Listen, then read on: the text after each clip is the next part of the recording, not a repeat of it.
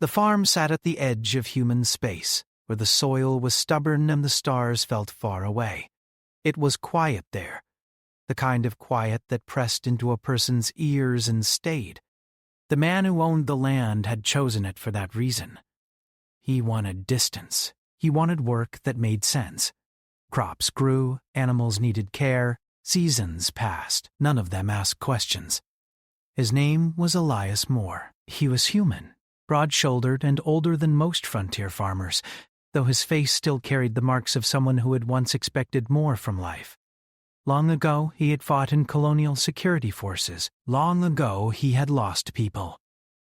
When the wars ended and the governments moved on, Elias bought cheap land no one else wanted and built a life that did not depend on anyone. The farm was too big for one person.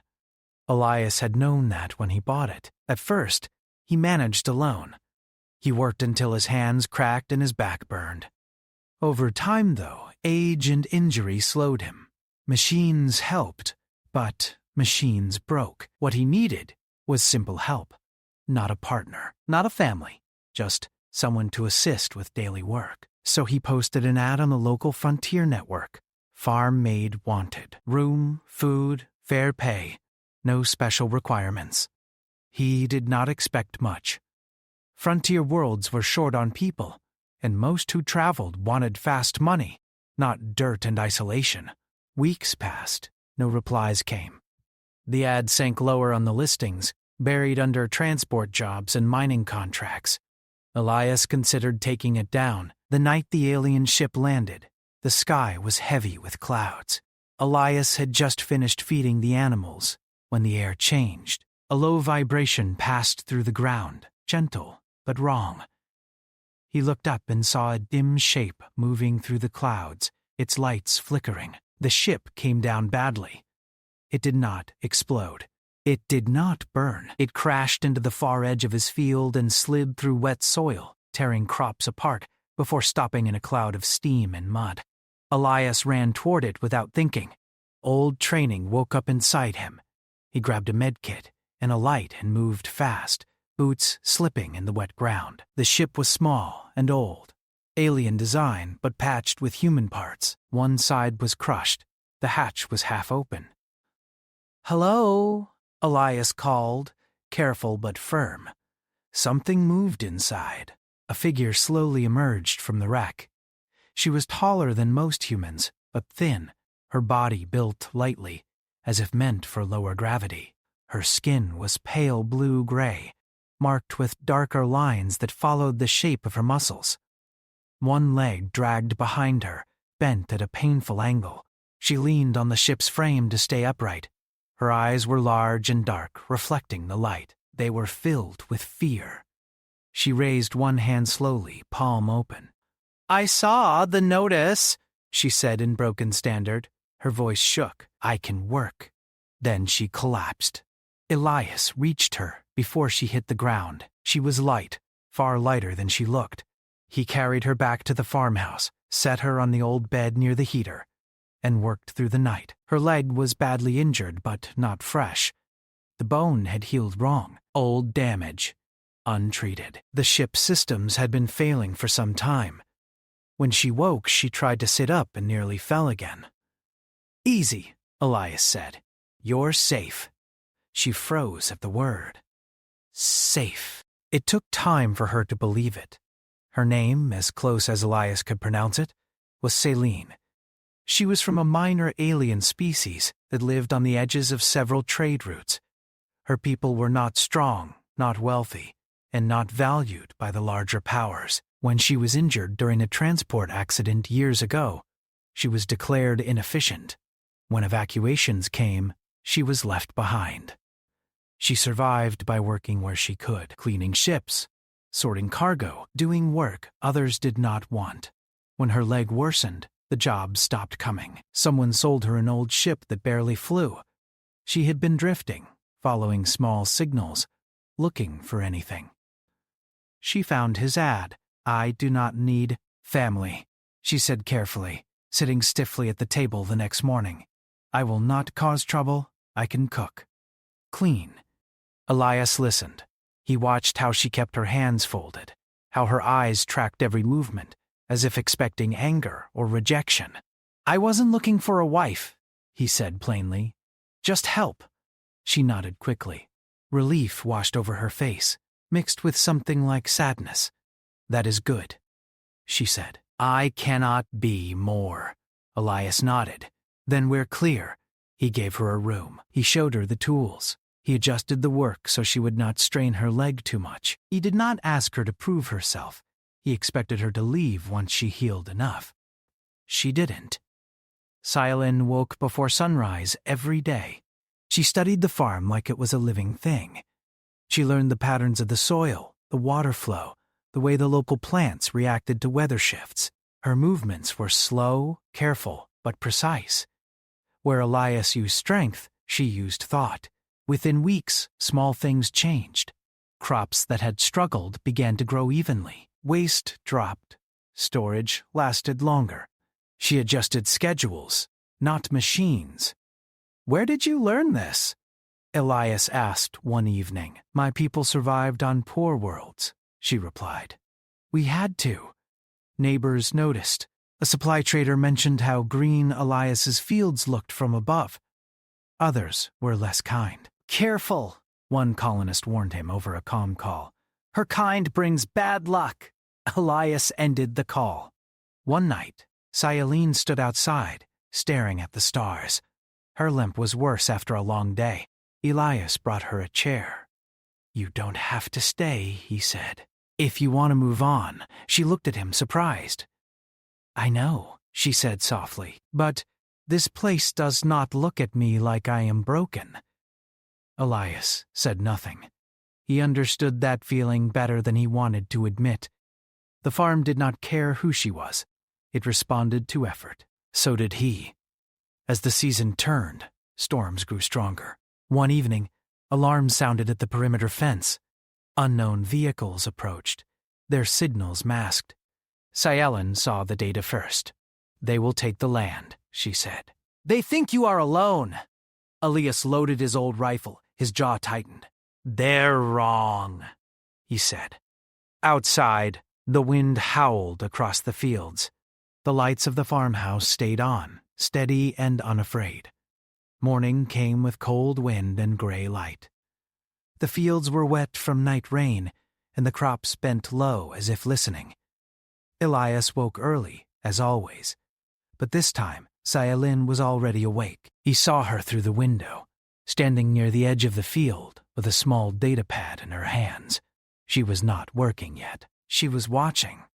Elias stepped outside, pulling his jacket tight. "You should rest that leg," he said. "I will," she replied, without looking back. "After I understand." "Understand what?" She turned slightly, pointing toward the hills. "The land." "The way water moves. The places that look empty but are not." Elias frowned. He had farmed this land for years. He knew every fence, every rock. Or at least, he thought he did. "They came last night," Cylene continued calmly. "The vehicles, not to attack, to measure." Elias felt a slow anger rise in his chest. "You're sure?" "They stayed just long enough to scan.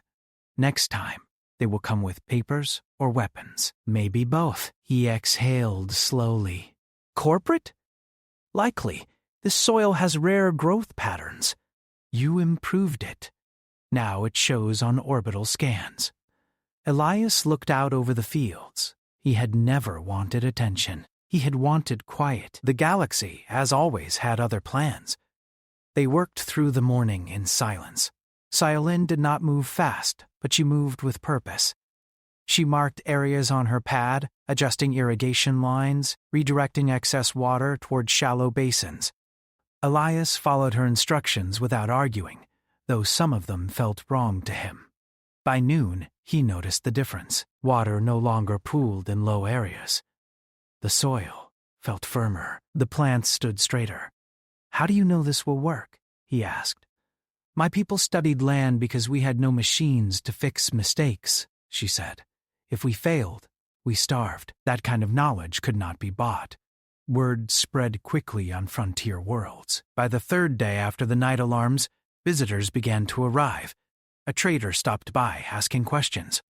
A survey drone passed overhead twice. Elias ignored them all. Scifi did not. She watched patterns. She tracked signals. She noticed how often the same ship appeared on the edge of scanner range. "They are patient," she said one evening. "That means they think you are weak." Elias gave a humorless smile. "They usually do." That night, Scifi asked him a question he did not expect. "Why did you choose to live here alone?"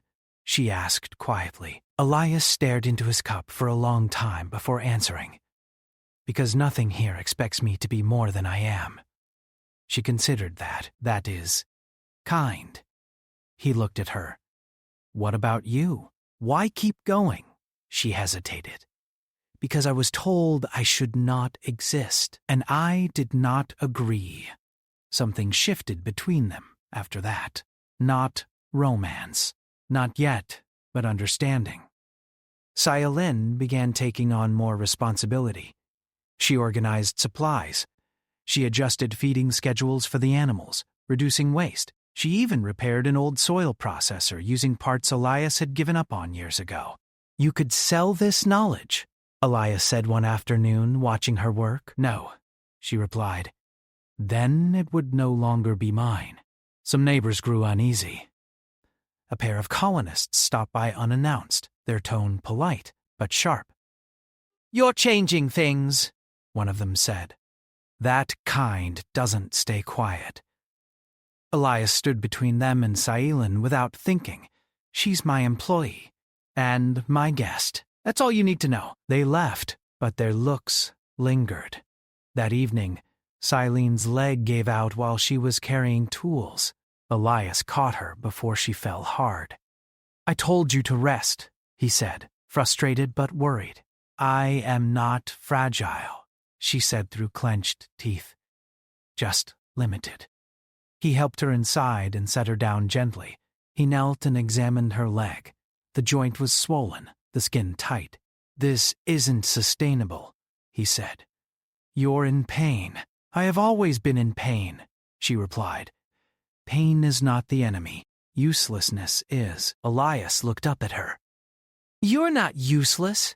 She looked away, blinking slowly. That night, Elias searched medical databases. He found references to Scifi's species. Their physiology was complex but adaptable. Advanced treatment could improve mobility, but it was expensive, very expensive. He closed the file and leaned back. Money had never mattered much to him before. The next day, the visitors returned. This time, they came openly. A clean ship landed near the fence. Two representatives stepped out, dressed in corporate gray.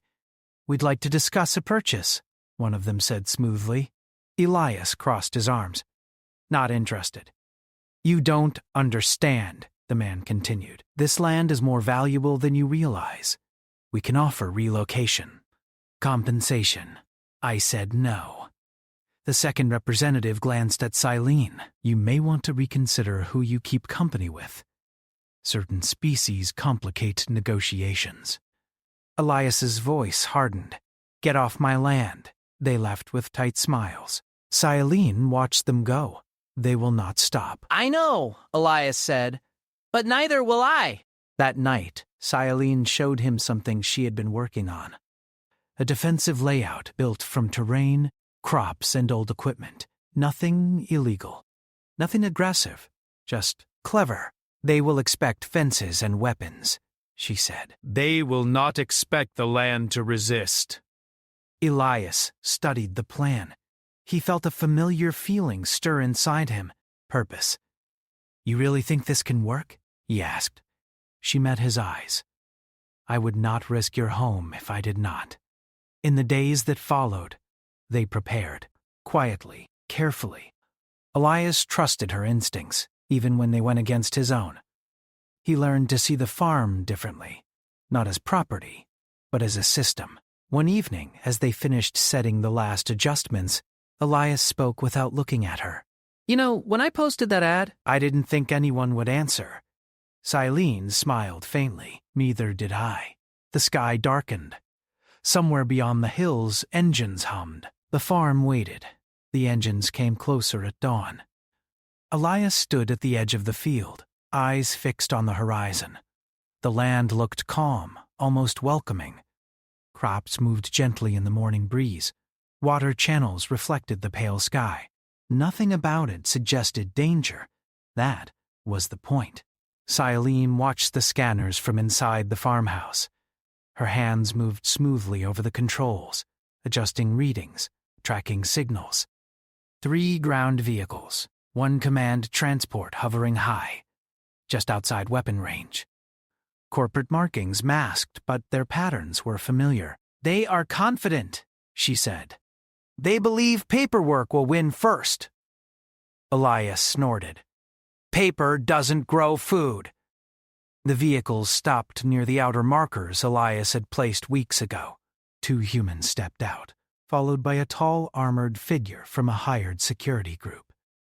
They walked forward, boots sinking slightly into the soil. That soil had been loosened on purpose. Elias met them halfway. He stood straight, calm, hands empty but ready.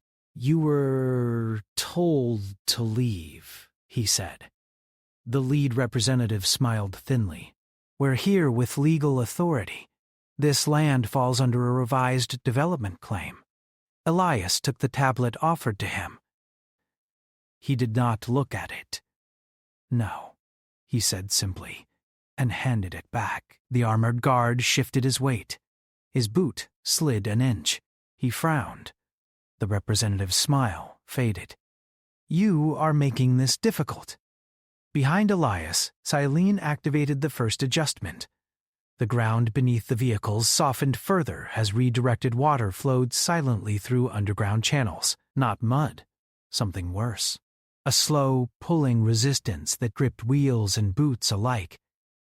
One of the vehicles lurched as its stabilizers failed to compensate. "What's happening?" the guard barked. Elias shrugged. Weather. They retreated faster than they had arrived, vehicles struggling until they reached firmer ground. No shots were fired, no threats shouted. But the message was sent. "They will return," Scifi said later, "with force." Elias nodded. "Then we'll be ready." Over the next few days, the pressure increased. Drones flew overhead constantly. Signals probed the perimeter.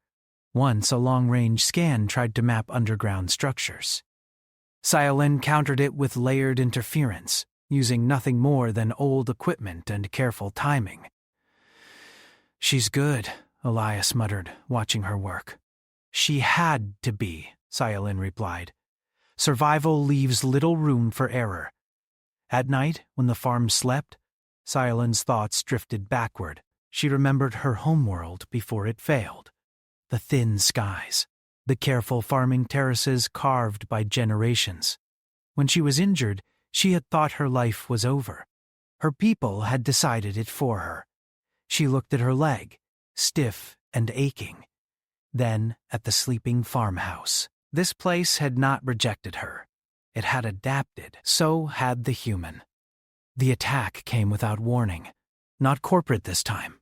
Raiders. They came fast, low-flying bikes skimming the ground, weapons visible but not firing yet. They expected fear. They expected surrender. What they got was confusion.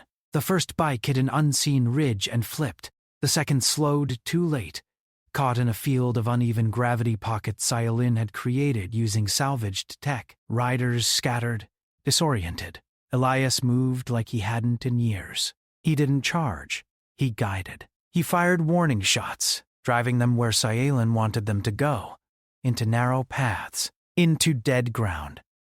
The raiders realized too late that the farm was not passive. One of them shouted, "It's just a farmer." Elias answered by disabling their lead vehicle with a single, precise shot. The fight ended quickly. No one died. Elias made sure of that. The raiders fled, leaving equipment behind. When it was over, Elias leaned heavily against a fence, breathing hard. Scifi reached him, eyes wide.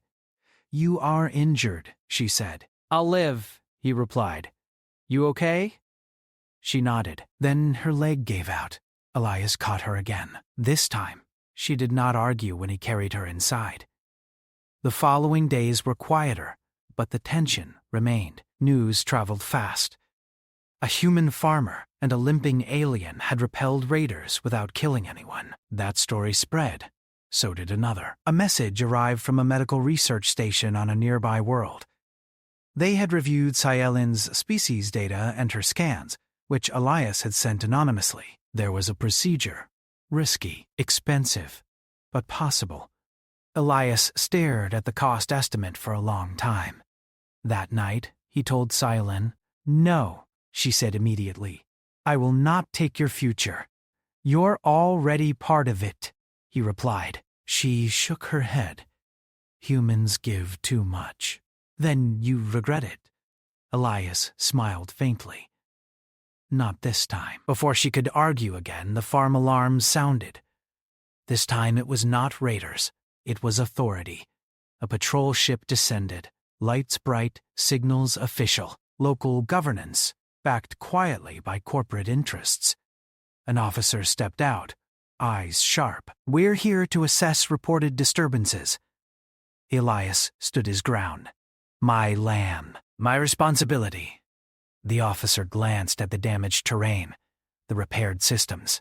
Cylin standing beside him. "You've created a problem," the officer said, "for a lot of people." Cylin stepped forward despite her pain. "No." "We revealed one." The officer studied her, surprised by her calm. "We are not breaking laws," she continued. "We are using knowledge." Silence followed.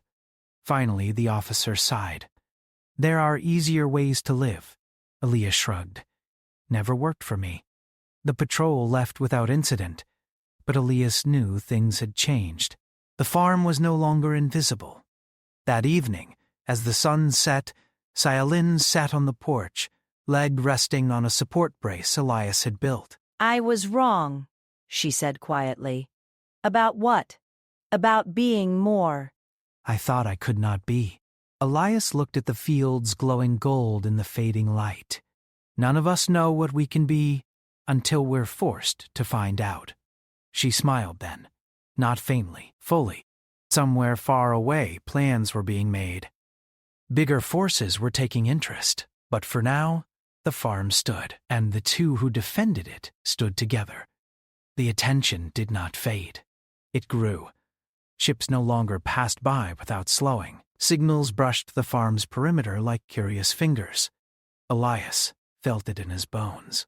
The galaxy had finally noticed a place it once ignored. Cylin noticed it in patterns. "They are not all enemies," she said one morning, studying intercepted data. "But many will test us." Elias adjusted a fence post and looked out over the land. Let them. Preparation became routine. Not panic, not fear. Routine. Elias reinforced old structures. Cylin refined systems she had designed earlier, making them subtle, layered, almost invisible. Nothing screamed defense. Everything whispered resistance. Her leg worsened, despite rest.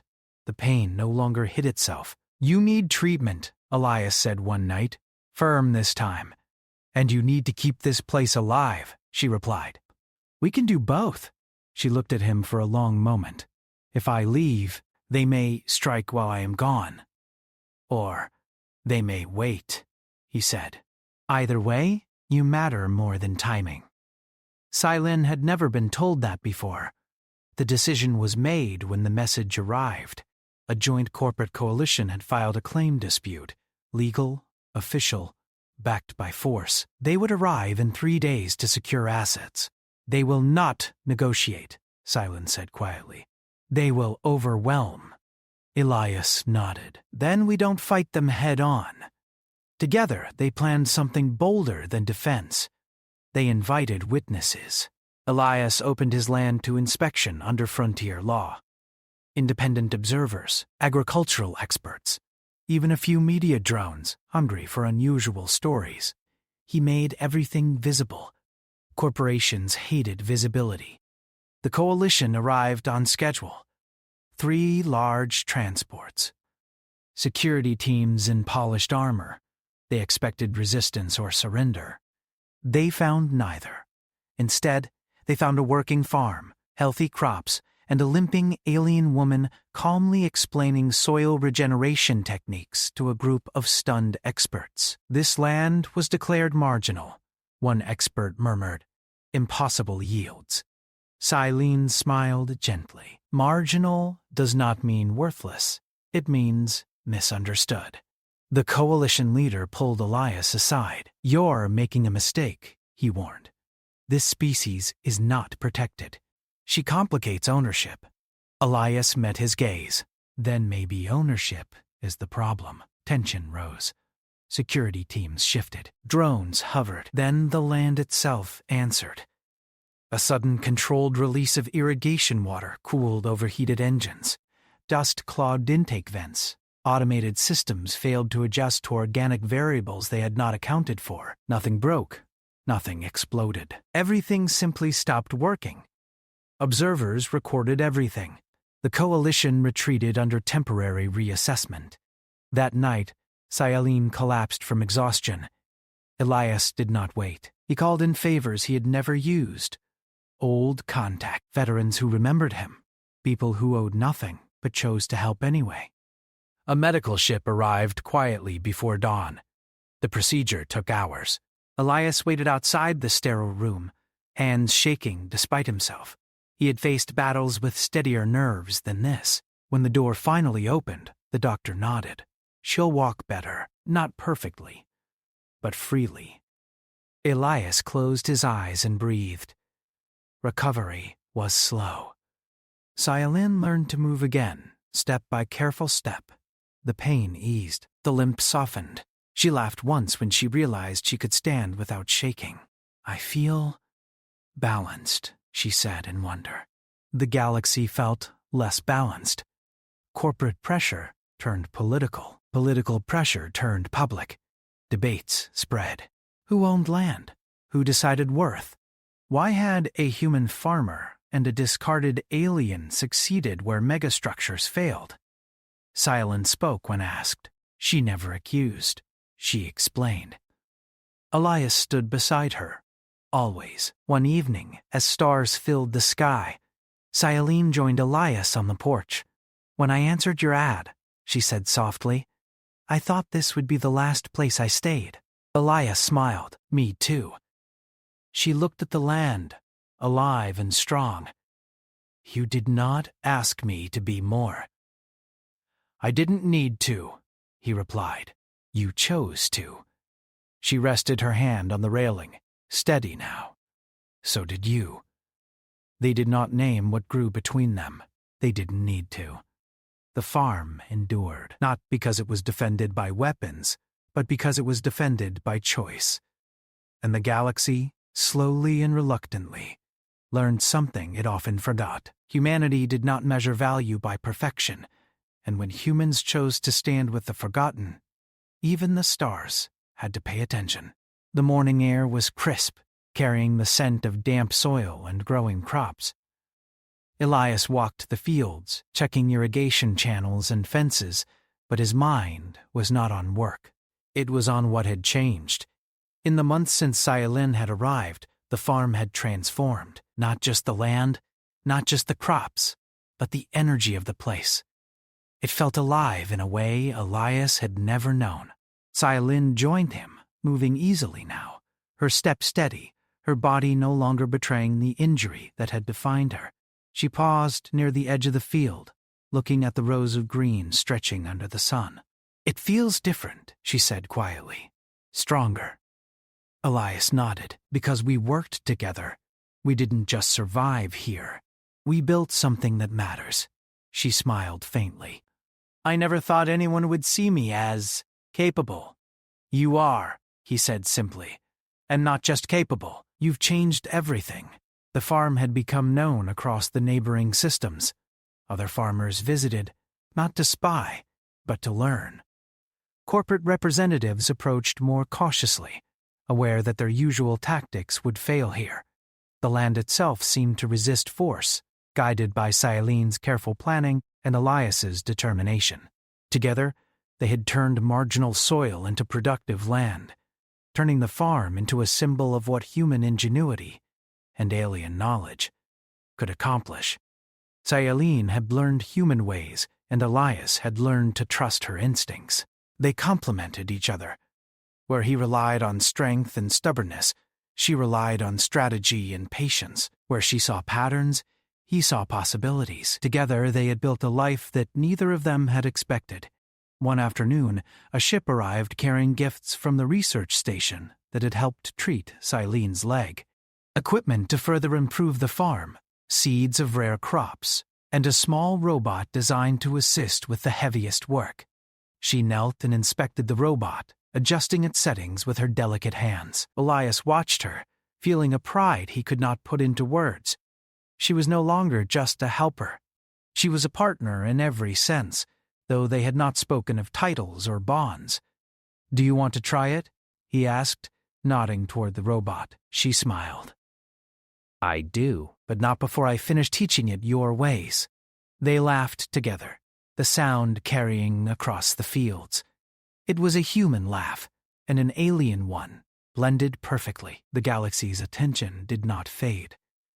One day, a convoy arrived with government representatives, curious journalists, and other species who had heard of the farm. They wanted to understand how a human and a limping alien woman could achieve what corporate conglomerates had failed to do for years.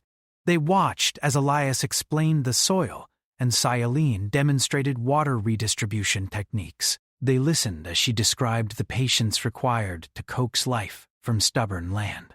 "It is not just knowledge," she said. "It is care. The earth responds to respect, not force." The visitors were stunned. Many took notes, some recorded videos, others simply watched in silence. The message was clear. Strength is not only in weapons or money. Sometimes it is in determination, in understanding, in the willingness to fight for something quietly, without fanfare. That night, as the visitors left, Elias and Sayalin stood on the porch, looking at the dark sky sprinkled with stars.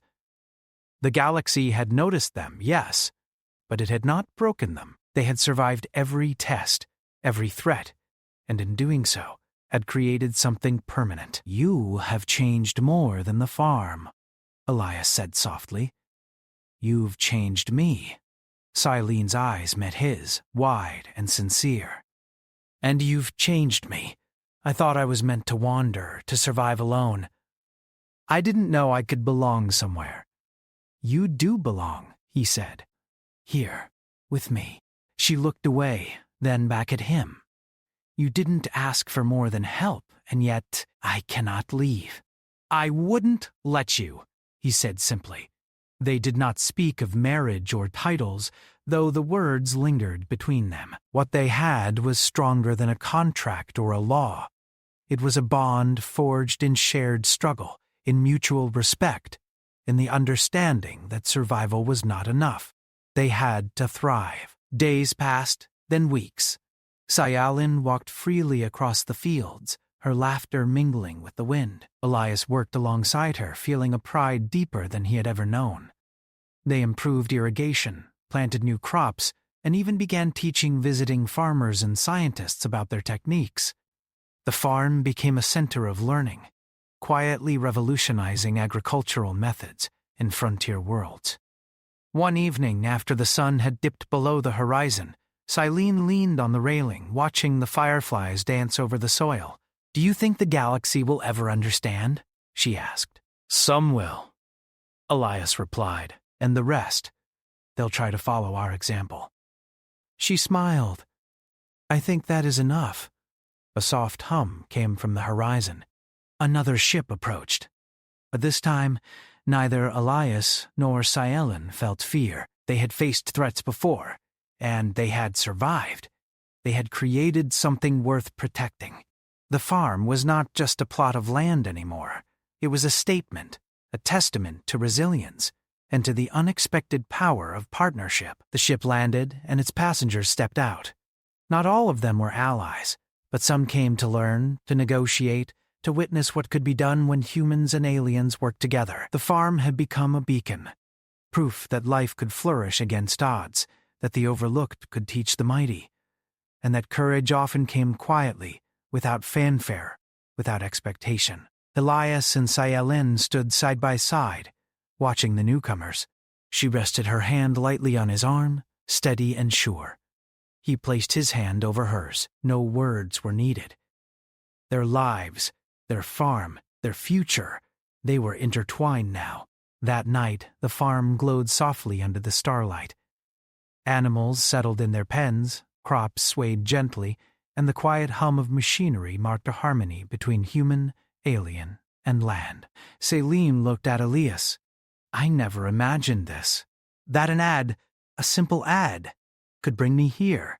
And I never imagined answering it would change everything, he replied. They laughed softly, the sound mixing with the night breeze. The galaxy could watch, it could challenge, it could try to take, but it could not touch what they had built together. They were more than a farmer and a helper. They were a team, a family of two, proving that sometimes the most unexpected partnerships could reshape worlds. As dawn approached, the first light touched the fields, golden and warm. Ilias and Sayalin stood together, silent, letting the day wash over them. It was more than survival, more than resilience. It was life lived fully, side by side, on a farm at the edge of space. A farm that had become a symbol of hope, courage, and the power of human and alien hearts united. And in that quiet, simple, extraordinary moment, they knew they would face whatever the galaxy sent next, not because they were strong alone, but because they had each other. The farm, the land, the lives intertwined there, it had survived storms, threats, and doubt, and now it would thrive, forever changed by the limping alien woman who came for a simple job, and the human who opened his life to her. Together they had created something permanent, something unshakable, something the galaxy would never forget. The stars shone over them, bright and endless, as if acknowledging the truth of what had been built. Not just a farm, not just a life, a story of hope, resilience, and the unexpected bonds that could change everything. And so the farm stood, the humans and alien living and working together, stronger for every challenge they had faced. And somewhere in the galaxy, people began to take notice, slowly understanding that even the smallest gestures, a helping hand, a choice to stay, a refusal to give up, could change the course of worlds.